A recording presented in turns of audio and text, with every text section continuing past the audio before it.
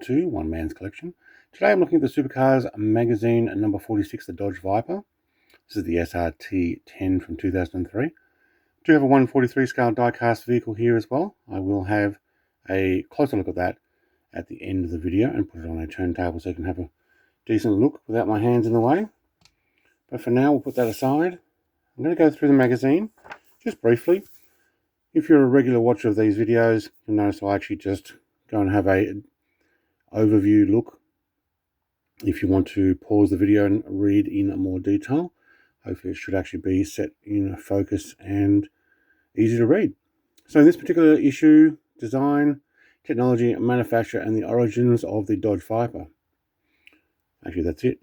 Dodge Viper SRT-10, the Chrysler Group revamp of the Viper materialized in the form of the SRT-10 with a brand new design, but the same philosophy as the iconic RT-10 model.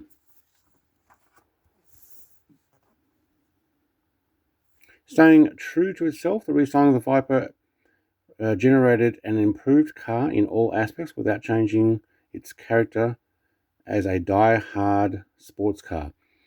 Now, I was thinking at the beginning of this is called Supercar magazine. I would say a Dodge Viper is more of a sports car. When does a sports car become a supercar? I don't know. Price? I don't know. But, yeah, I'm glad I got a 143 scale on this collection. In this. All new V10 engine with an incredibly 8.3 litres. So it's even larger than before. Wow. Having a look inside. When was this? What year again? 2003? Yeah, okay. Fairly simplistic interior, to be honest. I guess it does have your roof open. You need to deal with sun damage on it, but, you know, leather and what looks like suede. Probably some plastic in there. Not a lot of instruments and stuff. Just appearance of the sports car. One of the most obvious and important new features for the SRT-10 was the introduction of a fully convertible roof, which was more practical than the Targa top used on the original Viper Roadster. This required the removal of the iconic sports bar roll hoop, thereby streamlining the rear of the car. It does look good. Looks like we've got a bit of a, it's not quite in the center, but poster like there. Displacement 8.277cc, so almost an 8.3, 90 degree V10, 507 horsepower at 5,600 RPM and 712 Newton meters at 4,200. Plenty of torque in that thing. Yeah, top speed 314 kilometers per hour and a 0 to 97 in 3.9 seconds. Has a 70 litre fuel tank. I would imagine it would go through it pretty quick. Having a look in the fold out here.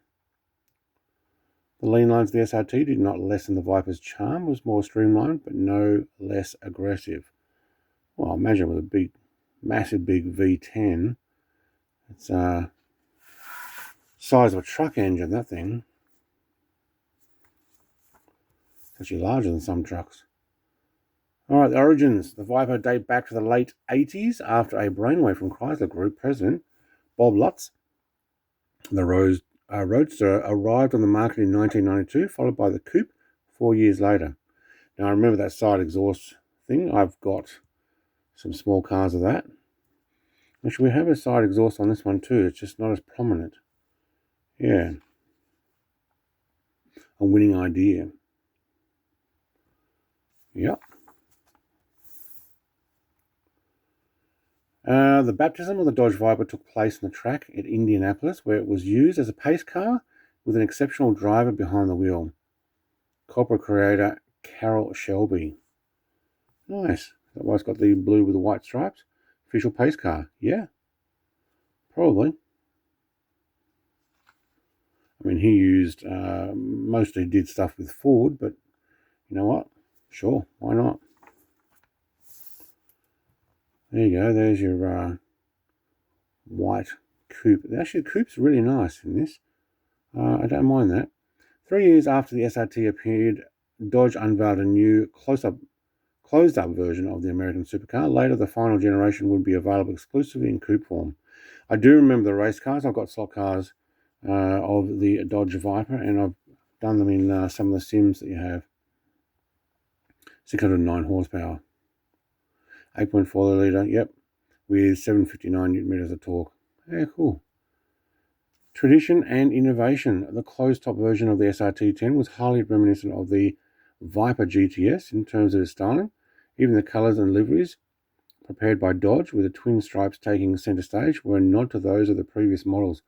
Unlike its immediate predecessor, the SRT-10 returned to the use of side exhaust on both the coupe and roadster models. Yeah, very good. Famously aggressive nature of the Viper was softened somewhat with the final generation, though, and the use of electronic driver aids. More attention was also paid to the interior. There you go.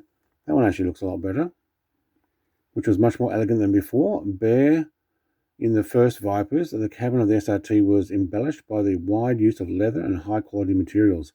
I must admit, that one does look much better with your little screen infotainment.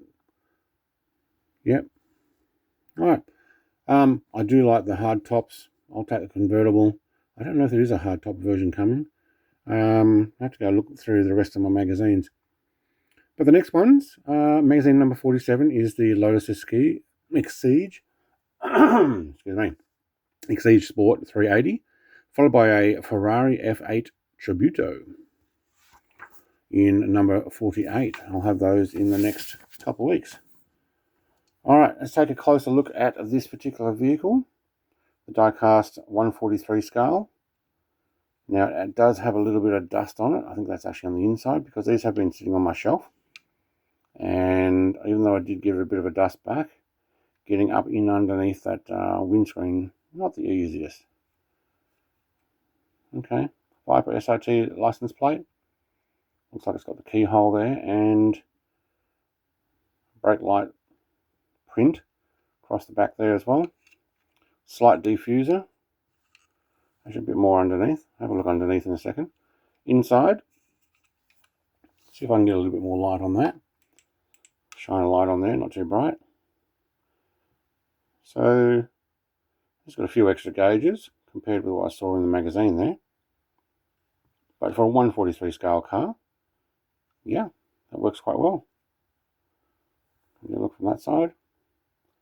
Yeah, well done.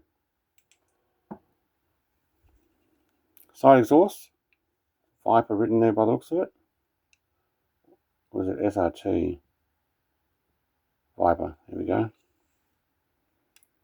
Front, very good. Now I notice on this particular model it looks like it's got a little bit of extra plastic there, almost as if they've had to touch it with glue. I don't know if it's got a yellow tinge to it on purpose or it's just how it was when it was put in. I haven't glued this back in. Kind of almost looks like there's a yellow tinge there as well. I think that might actually be on the plastic. Okay. Oh yeah. So when you look at that there, it looks like they've actually put it in on the plastic. Barely, but yeah, okay. Underneath, all it's got is the Dodge Viper SRT-10 and some licensing information. 2020, this is licensed by the looks of it. And 143, and look, I guess, yeah, the muffled side exhaust things. Very good. I'm going to put that on the turntable. Thank you very much for watching. Like, comment, subscribe, and I will be back with magazine 47 next week. Cheers. Thank you. Bye.